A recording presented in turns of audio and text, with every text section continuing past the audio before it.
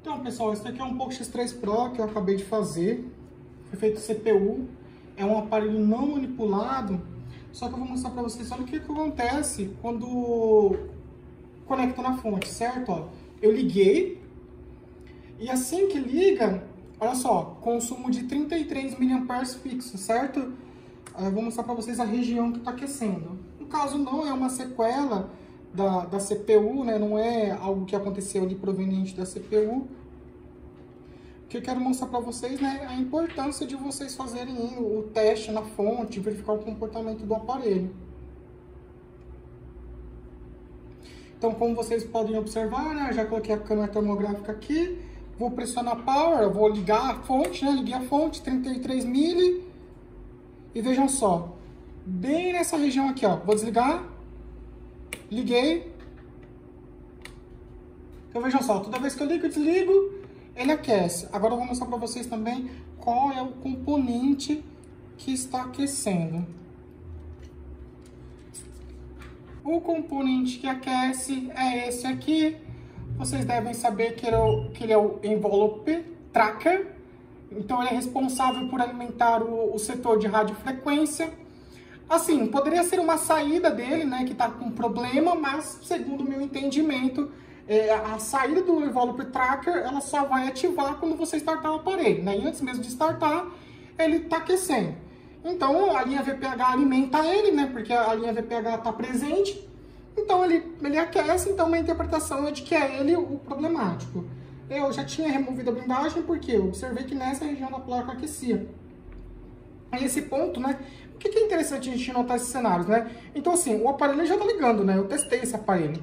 Inclusive, eu acho que é interessante eu mostrar para vocês que mesmo nesse cenário, o aparelho ele liga, certo? Mas, provavelmente, esse cliente ele não tinha um rendimento muito bom da bateria, né? A bateria dele estava descarregando um pouco mais rápido. É bem provável que ele não tenha percebido, né? Porque é só 30 mAh, mas estava consumindo a bateria dele ali. E como a gente faz esse tipo de análise aqui na bancada, a gente já se antecipa e pega. Outro ponto bem importante é que, se a gente manda esse aparelho nessa condição, é bem provável que isso, no futuro, evolua para um curto, certo? E assim, para você explicar para o cliente que isso não é uma garantia, né, que foi um outro problema, é muito difícil. E você pode também se colocar na posição do cliente e perceber que, se você manda o seu aparelho para um determinado local, realiza o board da CPU, faz o trabalho especializado, só que depois de um tempo ele apresenta falha, pessoal, é bem complicado, né? Esse tipo de situação, mesmo que não seja garantia, é razoável você realizar o procedimento, porque não é fácil, né? As coisas, né? Não estão fáceis. E isso vai gerar um custo para o cliente, né? Então, assim, o adequado, né, você ter condições aí para se antecipar nesse tipo de cenário. Então, veja só, o aparelho está ligando, ó. Vocês vão ver, ele vai terminar o start.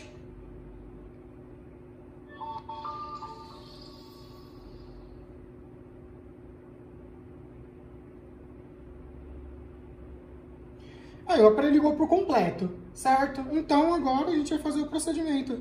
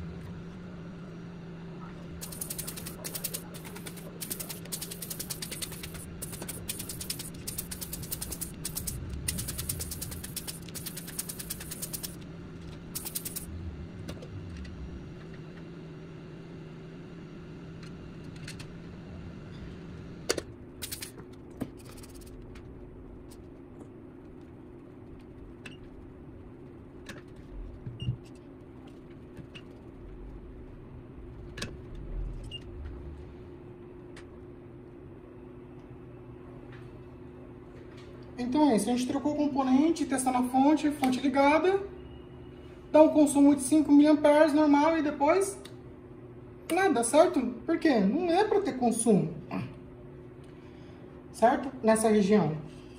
Aí deixa eu mostrar para vocês que a linha VPH é quem alimenta ele. A gente vai ver que está alimentado, né? Eu sei, ele está sendo alimentado agora, só que não está tendo fuga, né, nele, sendo que antes tinha. Então vejam só. O multímetro aí. Olha, 4.17, né? Mais ou menos a tensão ali da fonte.